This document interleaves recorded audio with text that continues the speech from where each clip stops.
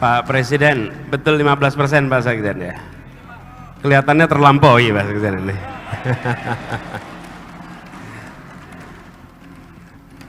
Jadi kami merasa bersyukur sekali bahwa ketika kita berjalan bersama bukan dimulai di 2023, perjalanan bersama sudah mulai di Jakarta. Ini ada Bang Mardani, Pak Khairuddin yang bersama-sama dalam perjuangan di Jakarta kemarin. Nanti insya Allah semua target-target itu terlampaui. Apalagi kita membawa narasi perubahan dan PKS konsisten dalam menjalankan perjuangan untuk keadilan selama bertahun-tahun ini. Jadi kita merasa bersyukur sekali. Saya baru saja tiba kemarin ada acara Hidayatullah di Balikpapan, tadi pagi di Madiun. Saya bersama-sama kemarin dengan Bang Tamsil Lindrung, ini keluarga besar PKS juga yang sedang di sana. Karena beliau keluarga besar Hidayatullah juga kemarin. Nah, dalam kesempatan ini saya dapat tugas untuk bercerita tentang visi misi. Jadi kami akan sampaikan beberapa hal dasar terkait apa yang menjadi agenda kita.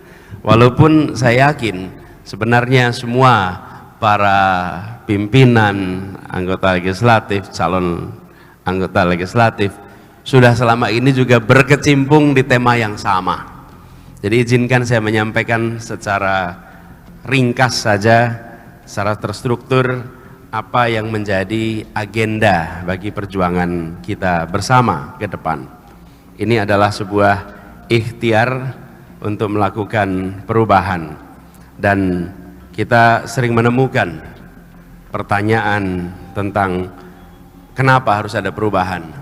Saya rasa ketika kita bicara perubahan yang menyangkut rumah tangga, yang menyangkut kondisi perekonomian, bagi sebagian yang sudah merasakan nikmatnya pembangunan, perubahan itu seperti sesuatu yang tidak diinginkan.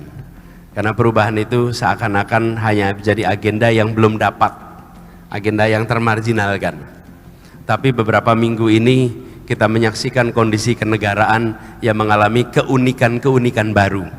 Dan keunikan-keunikan baru itu membuat mereka yang sudah merasakan manfaat pembangunan mulai berpikir, ya betul, memang kita perlu perubahan di negeri ini.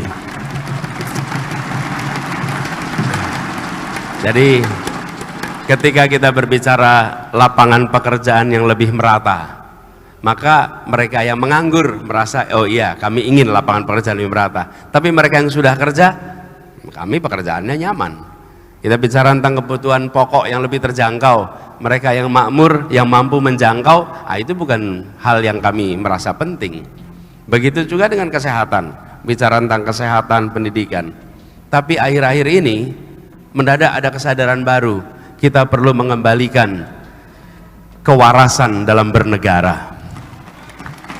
Kita perlu mengembalikan perubahan untuk menjaga agar negeri ini tetap menjadi negara hukum, bukan negara kekuasaan. Dalam sebuah negara hukum, kekuasaan diatur oleh hukum. Dalam sebuah negara kekuasaan, kekuasaan itu mengatur hukum. Kita tidak ingin ini berbalik. Dan itulah yang hendak kita perjuangkan sama-sama. Jadi dalam kesempatan ini izinkan kami menyampaikan beberapa agenda, karena ada dimensi yang agak berbeda antara layar di iPad dan layar di sini. Jadi tolong jangan nyontek, lihat slide yang atas aja, slide yang bawah jangan dibaca dulu walaupun kelihatan di sini. Ini ujian kejujuran Bapak Ibu. Padahal karena nyambung aja ini antara dimensinya iPad dengan dimensinya layar. Nah, visi kita adalah Indonesia adil makmur untuk semua. Jadi bukan hanya adil makmur, tapi adil makmur untuk semua. Karena kita merasakan bahwa ketika kita menyatakan adil makmur, seakan ketika angka makronya tercapai, agregatnya tercapai, seakan kita sudah makmur. Tapi kalau dipotong siapa yang mendapatkan apa, maka di situ ada ketimpangan. Nah, bagaimana gagasan yang dibawa?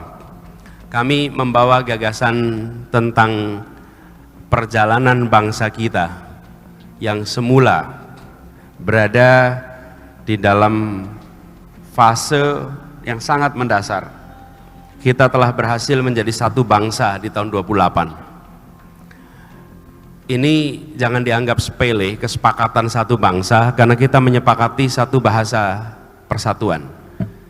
Satu bahasa persatuan itu membuat pertemuan seperti ini tidak perlu penterjemah, membuat rapat-rapat di DPR tidak perlu pencermah, dan membuat semua keputusan yang dibuat oleh pemerintah tidak perlu diterjemahkan menjadi dokumen dalam lintas bahasa. Datang ke India diterjemahkan, datang ke Eropa yang 28 bangsa, bahasa resminya 23 bahasa resmi di Uni Eropa. Hal ini nampaknya kecil, tapi karena kita menganggap itu sebagai sesuatu yang sudah lama terjadi dan semua orang bisa bahasa Indonesia, maka ini sesuatu yang tidak penting. Tidak. Dulu di tahun 30-an di Pasar Senen itu pusat kursus-kursus bahasa Indonesia, karena anak-anak muda dari mana-mana datang ke Pasar Senen. Waktu itu ada Sultan Takdir dan generasinya, itu membuatnya apa? Kursus bahasa Indonesia. Karena untuk menjadi Indonesia bukan ditandai dengan hal-hal lain, cukup dengan bisa berbahasa Indonesia, Anda menjadi Indonesia. Halo, selamat berjumpa dengan saya Anika, pembaca berita podcastnews.id. Saksikan terus konten-konten menarik dari kami. Jangan lupa subscribe, like, dan komen. Terima kasih.